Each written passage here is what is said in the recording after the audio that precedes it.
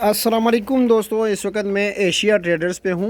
और ये कौन से नट्स हैं जी? ये पिकन नट है पिकन नट्स है। जी। और ये कहाँ से आए हैं? ये अमेरिकन नट है। अमेरिकन नट्स हैं। और इसमें कितने फ्लेवर हैं? इसमें दो फ्लेवर, इसमें मिल्की है, दो फ्लेवर हैं, एक मिल्की है, हाँ एक चॉकलेट वाला। एक चॉकलेट फ्लेवर है। और ये कौन से नट्स हैं? ये ब्राज़ील नट है। खोल दीजिए ज़रा इसको। इसकी की होती है साथ, अच्छा, की भी आती है इसके इसकी? साथ मुझे वैसे भी टूट जाता है, हाथ से भी टूट अच्छा, जाता है ये। इसमें भी कोई फ्लेवर वगैरह है या एक ही नहीं, है? इसका एक ही फ्लेवर है, इसमें बादाम जैसा जायका इसका होता है, ठीक है। अच्छा, बादाम जैसा।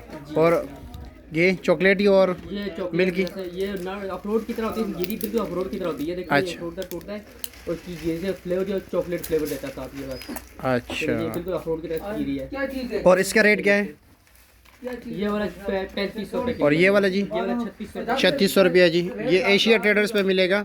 051 555 4817। शॉप नंबर है V331 गंज मंडी रावलपिंडी।